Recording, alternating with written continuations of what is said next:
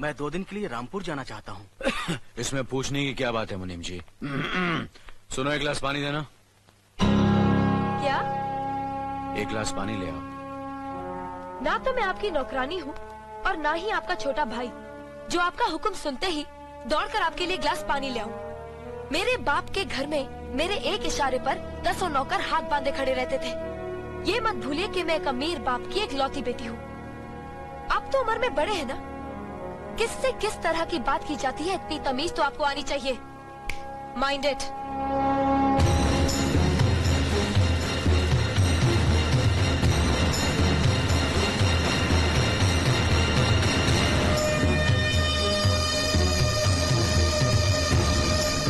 मालिक, छोटी बहू की बात का बुरा मत मानना, नादान है, बच्ची है। गलती हमारी है मुनीम जी। हमने ऐसी लड़की को काम करने को कहा जिसे काम करने की आदत ही नहीं है। बड़े भैया, पानी। नकुल, वो ट्रैक्टर रिपेयर करवा लिया ना? जी करवा दिया।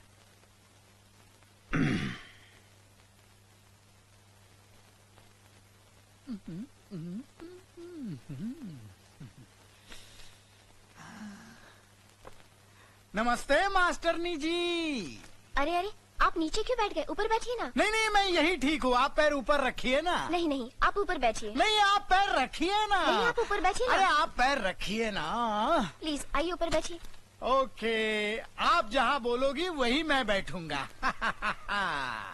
अपनी इस पहली मुलाकात की मिठास काफी दिनों तक मीठी रहे, इसलिए मैं आपके लिए मिठाई लाया हूँ। Thank you. किसी ने सच ही कहा है कि जवानी में जवान लोगों से ही दोस्ती करनी चाहिए। देखो ना, हम दोनों कितने जवान लग रहे हैं, तरोताजा लग रहे हैं, फ्रेश लग रहे हैं, बिल्कुल एक दूसरे के लिए। नहीं, आपकी हंसी बहुत खूबसूरत है, लेकिन आप हंस क्यों रही हैं? आपकी बातें सुनकर। अच्छा अच्छा। अभी आप कह रहे थे कि आप अभी तक जवान हैं। यस। और मैंने सुना है कि आपका एक बेटा है 30 साल का। मेरा बेटा? हाँ। उस हरामी को तुम मेरा बेटा समझती हो? वो तो मुझे कुंभ के मेले में मिला था, कुत्ता समझकर पाल लिया। मास्टरनी जी, मैं अभी तक शुद्ध कुंवारा हूँ। अभी पोल्यूशन की वजह से नमक थोड़ा कम हो गया है, बूढ़ा दिखता हूँ, लेकिन जवानी अंदर से झूले पे झूल रही है, बिल्कुल झूल रही है। अच्छा है? कौन से कोने में जवानी झूल रही है बाप के दिन है? जरा बता मुझे। हैं? इसको फंसाने के लिए मैं तुझे कुंभ के मेले में मिला और मुझे कुत्ता समझ के पाला, कुत्ते के बाप। अरे अरे, अपने बाप से इस तरह बात कर रहे हो? अबे तू जानती नहीं है इस कमीने को। ये कमीना अपनी जवानी की रंगीन कहानियां सुना सुना कर कितनी औरतों का एक रात का पति बन चुका है। और इधर भी तेरे यहाँ एडमिशन लेने इसी लालच में आया है, संभालना। शर्म करो, ये तुम्हारे बुजुर्ग हैं। क्या हुआ? पित्त के कारण मेरे बाल थोड़े सफेद हो गए तो मास्टरनी मुझे बुजुर्ग कह रही है। मास्टरनी, न देख उम्र मेरी, लाजवाब कर दूंगा, तुझे कली से महकता गुलाब कर दूंगा। हट!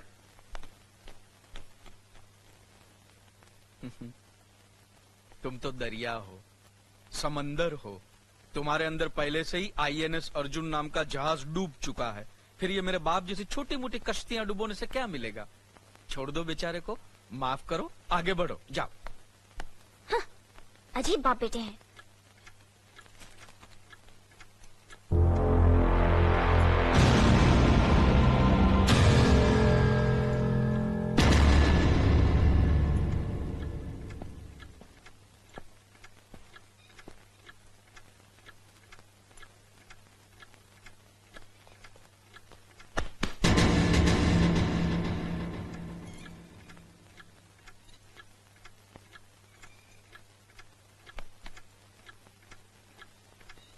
इसे मैं फेंक देता हूँ बड़े भैया, आप चाहिए। मुनीम जी, चौराम प्रसाद की बेटी की शादी के लिए जेवर देने के लिए कहा था, भिजवा दिया? जी हाँ मालिक। शहर में रहकर यही बदतमीजी और ओछी हरकतें सीखी आपने? अपने से बड़ों का लिहाज करना नहीं आता आपको? किससे कह रहे हो तुम? आपसे कह रहा हूँ। औरत पैदा हुई है तो औरत की तरह रहना सीखिए। मीना। नकुल, तुम अंदर जाओ।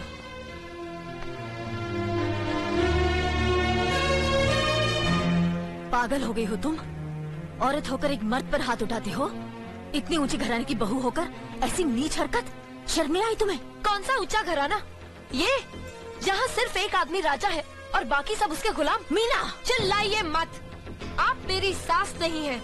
जिस तरह आप इस घर की बहू है वैसे मैं भी हूँ। बहू हो तो बहू की मर्यादा में रहो। मर्यादा की रस्सी में तो आप जैसी जाहिल और गवार औरतें बनती हैं। मुझ जैसी पढ़ी लिखी मॉडर्न जमाने की लड़की नहीं। Uneducated idiots. Excuse me. I am not an illiterate. I am a graduate from the University of Allahabad. I am aware of the modernization of women, but I have not forgotten my culture, my customs, my traditions and my values. And most of all, I'll never ever forget that I am an Indian woman. Modern जमाने की औरत भी औरत ही होती है। उसे भी मर्द ही ब्याह कर ले जाता है, मर्द को ब्याह कर वो नहीं ले जाती। जमाने ख्याल और लिबास बदल देते हैं, औरत की शरीर की बनावट नहीं।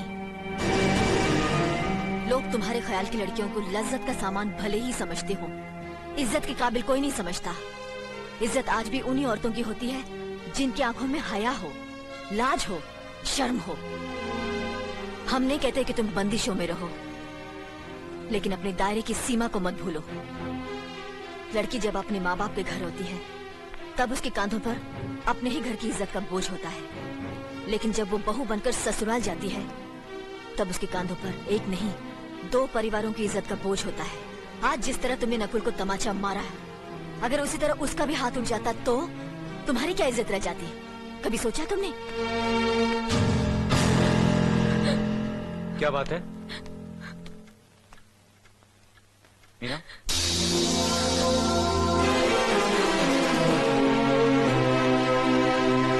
क्या हुआ भाभी? कुछ नहीं। मीना कह रही थी कि उसे खाना बनाना नहीं आता। हमने सोचा कि 2-4 खरी खोटी सुनाने से ही सीखेगी, तो सुना दिया। बस रोने लगी। क्यों अर्जुन, हमें तुम्हारी बीवी को डांटने का भी हक नहीं? क्यों नहीं, आप हमारी भाभी माँ हैं। आप मार सकती हैं, डांट सकती हैं, कुछ भी कर सकती हैं।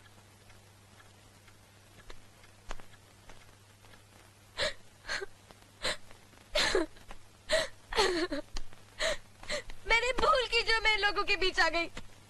मेरी तो इस घर में कोई इज्जत ही नहीं है। जब देखो तो सब मेरी इंसल्ट करते रहते हैं। मैं कब से रो रही हूँ, तुम पूछ भी नहीं रहे हो कि मैं क्यों रो रही हूँ। बेकार हो रही है तो कौन पूछेगा? अच्छा, तो मैं तुम्हारे लिए और इस घर के लिए बेकार हो गई हूँ। अरे बेकार तो तुम हो गए अपने परिवार के बीच में रहकर। मैं कब से बोले जा रही हूँ और तुम हो के सुन ही नहीं रहे हो। इंसान की चीख सुनकर लोग शुभ अशुभ का विचार करते हैं, लेकिन जब मेंढकी को जुकाम होता है उसकी चीख की कोई परवाह नहीं करता। ये मत भूलो कि जब मेंढकी चिल्लाती है तो आंधी और तूफान आते हैं। आंधी और तूफान आएंगे तो उसका नतीजा तुम्हें ही भुगतना पड़ेगा। तो फिर ठीक है, अब मैं तुम्हारे साथ तब भी रहूंगी जब तुम मेरे साथ मेरे डैडी के घर रहोगे।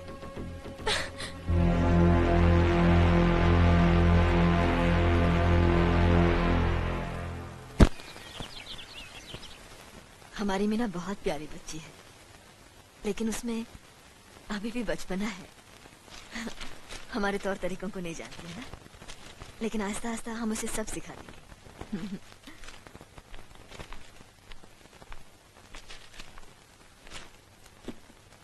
बड़े भैया, ये अपने घर जाना चाहती है। जाना भी चाहिए। 4-5 महीने हो गए, मायके की याद भी आती होगी इसे। और अर्जुन, तुम्हारे ससुर जी तुम्हें कई बार बुला चुके हैं, तुम भी कुछ दिनों के लिए हो आओ, तुम्हारा मन भी बहल जाएगा। अगर ये वापस लौटने के लिए जा रही होती तो मैं जरूर जाता, मगर ये तो हमेशा के लिए इस घर से जा रही है। कैसी बातें कर रहे हो? अगर तुम दोनों के ख्यालात एक दूसरे से नहीं मिलते तो इस मामले को घर की 4 दीवारी में बैठकर आपस में सुलझा लेना चाहिए। बहू शहर की पढ़ी लिखी लड़की है, उसे गांव की रीति रिवाज के बारे में क्या मालूम? ये तो तुम्हारा फर्ज बनता अर्जुन कि तुम उसे हमारे तौर तरीके सिखाओ। सिखाने से कोई फायदा नहीं बड़े भैया, ये खुद को इस माहौल में डालना ही नहीं चाहती, इसलिए भेज रहा हूं। अच्छा, तो तुमने फैसला भी कर डाला? बड़े भैया, बात यह है कि मैंने मीना को, तुम बहुत समझदार भी हो गए हो ना, तो फिर तुम्हें इतना तो समझ लेना चाहिए, अगर बहू अपने आप को बदल नहीं पा रही है तो तुम बहू के मुताबिक बदल जाओ। आखिर वो तुम्हारी पत्नी है, उसका साथ देना तुम्हारा धर्म है। तुम्हारे भरोसे ही तो उसने अपनी सारी जिंदगी सौंप दी तुम्हें। अर्जुन, मेरे दर्द पर तुम तड़प उठोगे, तुम्हें तकलीफ होगी तो मैं रो दूंगा, क्योंकि हम दोनों एक ही माँ की संतान हैं। खून का रिश्ता है हमारा, मगर पत्नी का नाता उससे कहीं ज्यादा गहरा होता है, क्योंकि वो पराये घर से आकर अपनों से कहीं ज्यादा अपनी हो जाती है, परछाई बन जाती है हमारी। पति शरीर है तो पत्नी उसकी आत्मा है। पत्नी ही पति के जीवन को सही अर्थ देती है, उसे कामयाब बनाती। पत्नी के बगैर पति बेजान और बेमाने हो जाते। अगर आज तुम अपनी पत्नी को हमेशा के लिए उसके मैके छोड़ाओगे तो यह गांव, यह समाज क्या कहेगा हमारे बारे में? जरा सोचो अर्जुन, न्याय के सिंहासन पर बैठकर जो लोगों के अच्छे बुरे का फैसला करता है, अगर उसी के घर में नाइंसाफी होगी तो लोग हंसेंगे हम पर, किसी को मुंह दिखाने के काबिल नहीं रहेंगे हम। बड़े भैया, मुझसे भूल हो गई, मुझे माफ कर दीजिए। मुनीम जी। जी मालिक। जायदाद के दस्तावेज लाइए। जी अभी लाया। बहू, पति ही पत्नी की असली शक्ति होती है। हमारे पुरखों ने कुल धर्म पत्नी के बारे में कहा है, जो पति के काम में उसकी मददगार हो, उसे अच्छी सलाह दे, जो दासी की तरह उसकी सेवा करे, माँ की तरह उसे खिलाए पिलाए, लक्ष्मी का रूप हो और धरती की तरह उसमें सहन शक्ति हो, वही आदर्श पत्नी होती है। औरत की सोच मर्द का मुकद्दर बनाती है। वो जब बनाने पर आती है तो कुटिया को महल कर देती है, और जब बिगाड़ने पर उतरती है तो महल को मिट्टी का ढेर बना देती है। मालिक, ये जायदाद के दस्तावेज है। हमारी जमीन जायदाद कहां कहां है और कितनी है, उसका हिसाब किताब ना बाबूजी को मालूम था, ना हम तीनों भाइयों को मालूम है। बहू, तुम पढ़ी लिखी हो, आज से इसका हिसाब किताब तुम देखोगी। लक्ष्मी जी। अपनी चाबियों का गुच्छा और ये कागजात बहू को दे दो।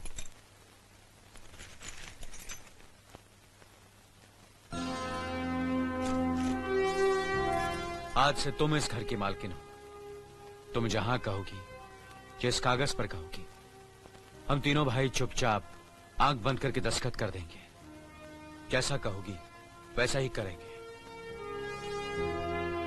बस एक ही विनती है बहू, हम तीनों भाइयों को अलग करने का ख्याल अपने मन में कभी आने मत देना।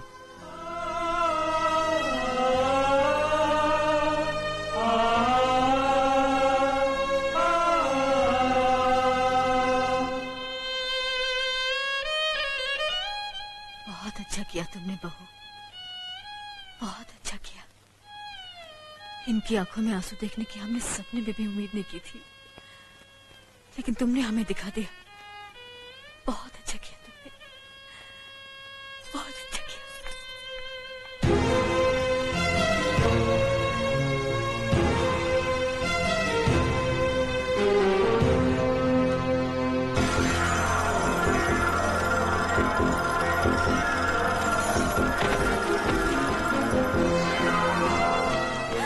मीना, मीना, क्या हुआ बहू? मीना, मनी जी जल्दी से डॉक्टर को बुलाइए।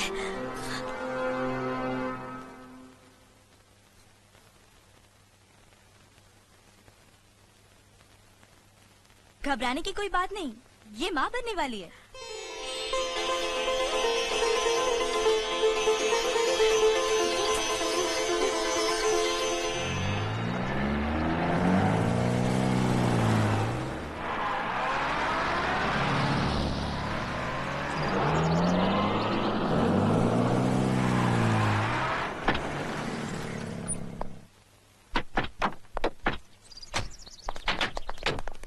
आप लोग यहीं ठहरिए, मैं ठाकुर साहब से मिलकर आता हूँ।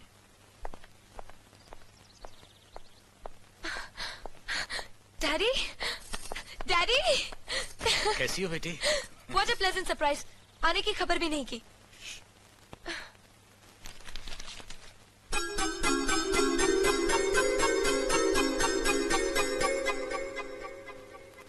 ठाकुर साहब, पाए लागू। समधी जी, आप अचानक यहाँ कैसे?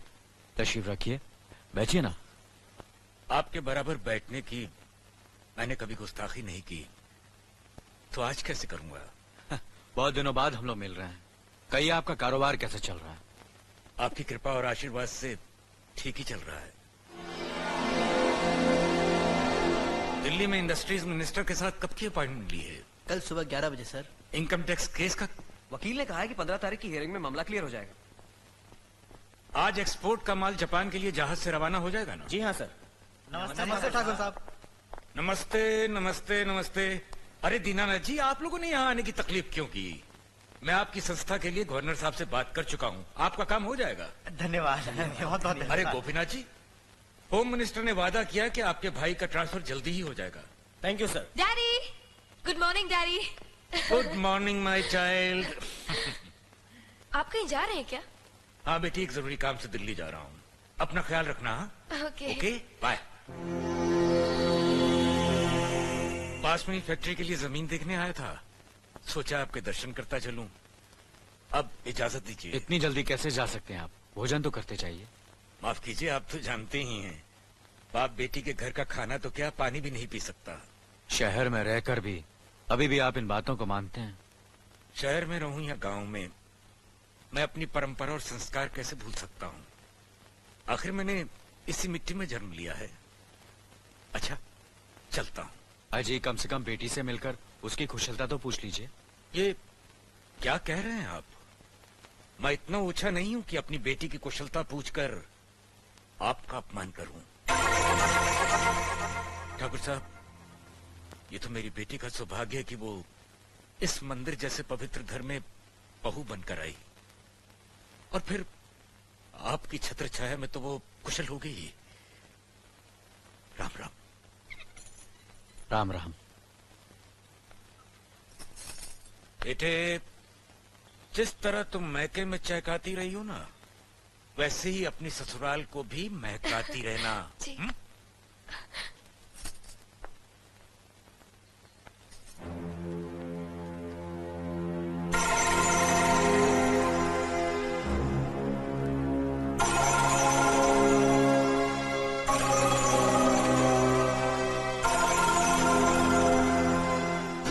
आप तो उम्र में बड़े हैं ना, किससे किस तरह की बात की जाती है इतनी तमीज तो आपको आनी चाहिए। Mind it, mind it, mind it, mind it, mind it. बड़े भैया, अरे? मुझे माफ कर दीजिए। क्या हुआ? मुझे माफ कर दीजिए। ये क्या कर रही हो? अपने पापों का प्रायश्चित कर रही हूँ। मैंने आप जैसे देवता का अपमान किया है, आपका दिल दुखा है, मुझे माफ कर दीजिए बड़े भैया, मुझे माफ कर दीजिए, मुझे माफ कर दीजिए। लक्ष्मी, मुझे माफ कर दीजिए बड़े भैया, बड़े भैया मुझे माफ कर दीजिए, मुझ पर तरस खाकर मुझे माफ मीना, कर दीजिए बड़े चलो भैया। तुम्हें ऐसे नहीं बैठना मुझे चाहिए, माफ इससे बच्चे पर असर पड़ेगा बेटे। मैं आपकी भी दोषी हूँ दीदी। आपने जेठानी की जगह माँ बनकर मेरी गलतियों को बर्दाश्त किया, और मैं अभागन आपकी बेटी न बन सकी। मुझे माफ कर दीजिए दीदी, मुझे माफ कर दीजिए। अब चुप भी हो जा। तो हमने कब तुम्हारी बात का बुरा माना? हाँ, पगली, रोते नहीं, रोते नहीं।